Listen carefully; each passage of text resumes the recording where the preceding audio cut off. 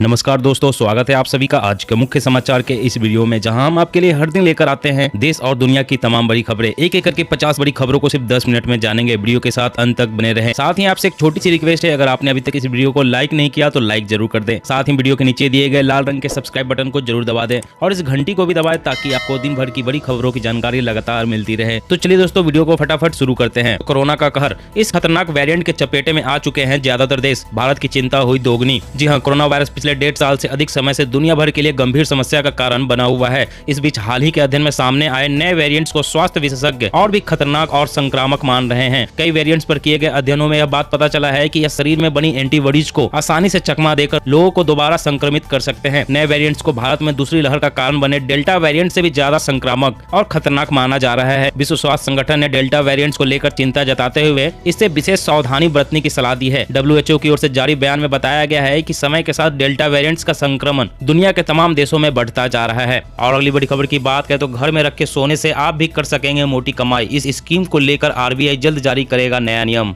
जी हाँ, आपके घर में जो सोना पड़ा है उसके लिए सरकार जल्द नए नियम लेकर आने वाली है। गोल्ड मोनेटाइजेशन स्कीम में बदलाव पर RBI की ओर से जल्द गाइडलाइन जारी किया जाएगा। खबरों के मुताबिक सरकार गोल्ड मोनेटाइजेशन स्कीम को अगले महीने से लॉन्च कर सकती है। वही सरकार गोल्ड मोनेटाइजेशन स्कीम में सभी सरकारी बैंकों को स्कीम में शामिल करने पर विचार कर रही है। इस स्कीम के तहत आपके घर में जो ज्वेलरी पड़ी है उसे अब बैंक में जमा करा सकते हैं। बैंक इस पर आपको 2.25% तक का ब्याज देगा। साथ ही गोल्ड के जो दाम बढ़ेंगे उसका फायदा आपको अलग से मिलेगा। नई व्यवस्था के तहत आप अपने घर के आसपास के बैंक या बैंक से अधिकृत ज्वेलर के पास अपनी ज्वेलरी जमा करा सकेंगे। गोल्ड मोनेटाइजेशन स्कीम का लॉक इन पीरियड 5 साल का है। आप जब बैंक से अपना गोल्ड वापस लेंगे तो आपकी ज्वेलरी मेल्ट करके गोल्ड कॉइन, बिस्किट या बार में मिलेगा। इस गोल्ड से आप नए डिजाइन की ज्वेलरी बना सकेंगे। और अगली बड़ी खबर की बात करें तो दिल्ली में 15 साल पुराने वाहन घर से उठाकर किए जाएंगे स्क्रैप। पहले डीजल गाड़ियों पर होगी कार्रवाई। जी हाँ, दिल्ली में अब घरों में खड़े 15 साल पुराने वाहनों को सरकार जब्त करके सीधे कबाड़ यानी कि स्क्रैप कराएगी। पहले चरण में सिर्फ डीजल वाहनों पर कार्रवाई होगी। उसके बाद पेट्रोल और दुपहिया वाहनों पर यह अभियान आगे बढ़ाया जाएगा। परिवहन विभाग ने इसे लेकर आदेश जारी कर दिया है। स्क्रैप कराने के बाद जो पैसा मिलेगा उसे टो शुल्क काटकर बाकी पैसा वाहन मालिक को दे दिया जाएगा। इस अभियान के दायरे में पहले चरण में डीजल के 15 साल पुराने 1.5 लाख वाहन इस अभियान के दायरे में आएंगे। वाहनों को कबाड़ करने के लिए परिवहन विभाग ने 7 कंपनियों को चिन्हित कर लिया है। परिवहन विभाग की ओर से जारी आदेश में नेशनल ग्रीन ट्रिब्यून के आदेश का हवाला देते हुए कहा गया है कि दिल्ली में 15 साल से पुराने पेट्रोल और 10 साल पुराने डीजल वाहन नहीं चल सकते हैं। पहले चरण में 10 से 15 साल के बीच के डीजल वाहनों को छूट रहेगी। इसके बाद इन्हें भी स्क्रैप कर दिया जाएगा।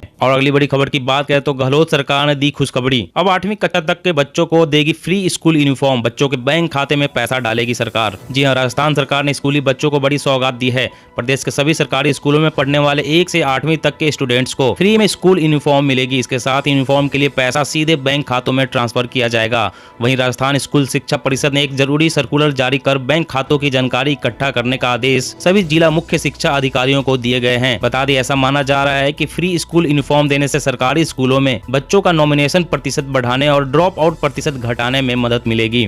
चुप नहीं बैठा है चीन। LAC पर तैनात किए 50,000 से अधिक जवान, ड्रोन से ले रहा टो। भारतीय सेना रख रही है पैनी नजर। जी हाँ, वास्तविक नियंत्रण रेखा पर चीन ने फिर से कायराना हरकतें शुरू कर दी है। चीनी सेना ने पूर्वी लद्दाख में LAC पर अपने 50,000 से अधिक सैनिकों को तैनात करने के बाद बड़े पैमाने पर ड्रोन का इस्तेमाल कर रही है, जो वहां भारतीय चौकियों के करीब उड़ान भर रहे हैं। आधिकारिक सूत्रों ने बताया कि चीनी सेना की ड्रोन गतिविधियां ज्यादातर दौलत बेग ओल्डी सेक्टर, गोगरा हाइट्स और क्षेत्र के अन्य जगहों में दिखाई दे रही है। चीन की इन हरकतों पर भारतीय सेना की पैनी नजर है। भारतीय सेना भी विभिन्न संसाधनों का इस्तेमाल करके चीन की इन हरकतों पर निगरानी रख रही है। सूत्रों ने बताया कि भारतीय सेना बेहद सतर्क है। वह भी बड़े पैमाने पर ड्रोन तैनात कर रही है। जल्द ही वह नए इजरायली और भारतीय ड्रोन को शामिल करेगी। और अगली बड़ी खबर की बात करें तो अगर नहीं है पॉल्यूशन सर्टिफिकेट तो पेट्रोल पंप पर भी कटेगा चालान। नया नियम हो गया लागू। जी हाँ, भारत में प्रदूषण के स्तर को कम करने के लिए सरकार लगातार प्रयास कर रही है। इस दिशा में आगे बढ़ते हुए आज दिल्ली परिवहन विभाग ने वैध PUC प्रमाण पत्र के बिना वाहनों के खिलाफ पेट्रोल पंप पर भी एक अभियान शुरू कर दिया है। इस अभियान के तहत अगर आपके पास वैध PUC प्रमाण पत्र नहीं है तो आपका चालान जारी किया जाएगा। बढ़ते प्रदूषण को काबू में रखने के लिए दिल्ली सरकार ने पेट्रोल पंपों पर भी चेकिंग टीम तैनात करने का आदेश दिया है, जो वहां ईंधन भरने के लिए आने वाले वाहनों के प्रदूषण प्रमाण पत्र की जाँच करेगी।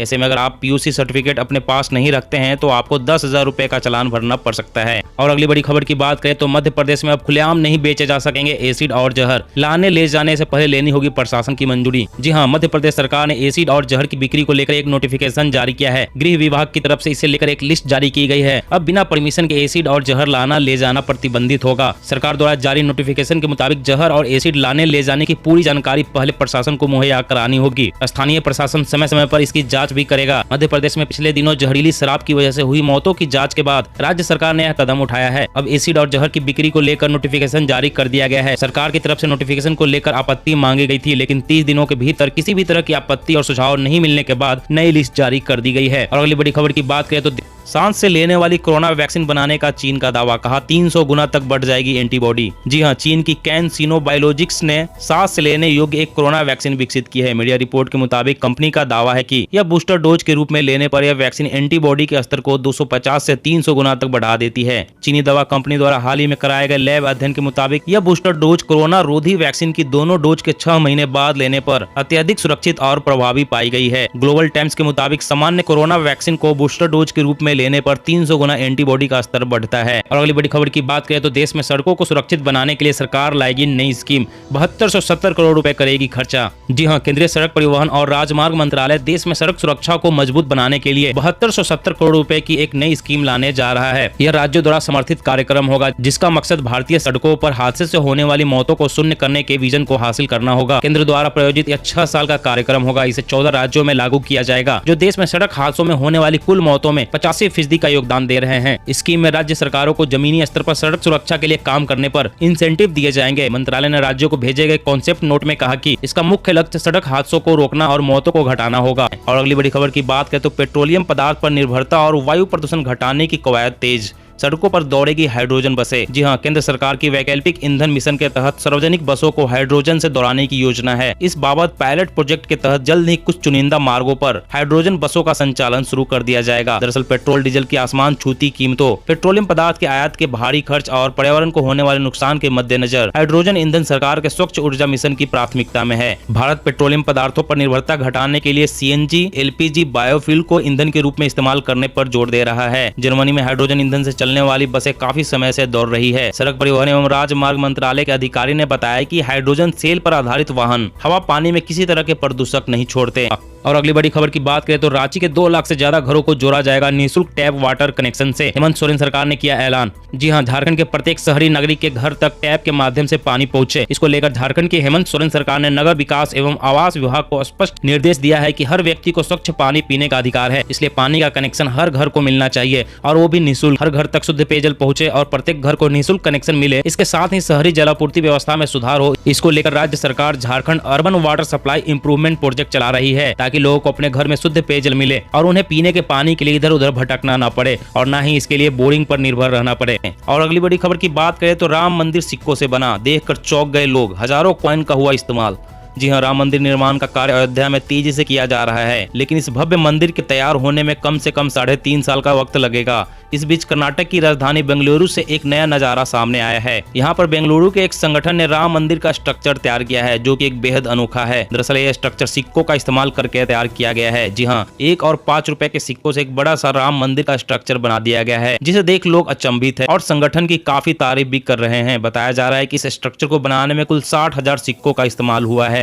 दोस्तों, अगर आप भी राम मंदिर के निर्माण से खुश हैं तो कमेंट में जय श्री राम जरूर लिखें। और अगली बड़ी खबर की बात करें तो रेल यात्रियों के लिए अच्छी खबर, मोबाइल ऐप से अब हिंदी में भी बुक करा सकेंगे ट्रेन टिकट। जी हाँ, मोबाइल ऐप के जरिए रेल यात्री अब हिंदी में भी ट्रेन टिकट बुक करा सकेंगे। UTS railway ticket booking app अब हिंदी भाषा में भी उपलब्ध होगा। यह भारतीय रेलवे द्वारा इन हाउस डेवलप्ड ऐप है। अभी तक यह केवल अंग्रेजी भाषा में उपलब्ध था। रेल मंत्रालय के अनुसार ऐप के वर्तमान में लगभग 1.47 करोड़ रजिस्टर्ड यूजर हैं। ऐप के जरिए यूजर्स विभिन्न डिजिटल भुगतान विकल्पों जैसे rail wallet, debit card, credit card, net banking, UPI और ई-वॉलेट की मदद से अनरिजर्व्ड यानी कि अनारक्षित टिकट भी बुक करा सकते हैं। रेल वॉलेट के यूजर्स को रिचार्ज पर 5% बोनस भी मिलता है। और अगली बड़ी खबर की बात करें तो अब जन्मजात बीमारियों का भी मिलेगा क्लेम। पॉलिसी देने से मना नहीं कर सकती बीमा कंपनियां। जी हां, बीमा कंपनियां आने वाले समय में आपको किसी भी बीमारी का क्लेम देने से मना नहीं कर पाएगी। अभी काफी कंपनियां जन्मजात बीमारियों के लिए बीमा देने से मना कर देती है। इसलिए IRDA ने कंपनियों पर नकेल कसने का प्लान बनाया है, जिसके बाद आने वाले समय में कंपनियां आपको किसी भी बीमारी के लिए इंश्योरेंस देने से मना नहीं कर पाएगी। इंश्योरेंस रेगुलेटर इरडा ने बीमा कंपनियों से साफ साफ कह दिया है कि बीमा कंपनियां किसी को भी पॉलिसी देने से मना नहीं कर सकती है, चाहे वो बीमारी जन्मजात ही क्यों न हो।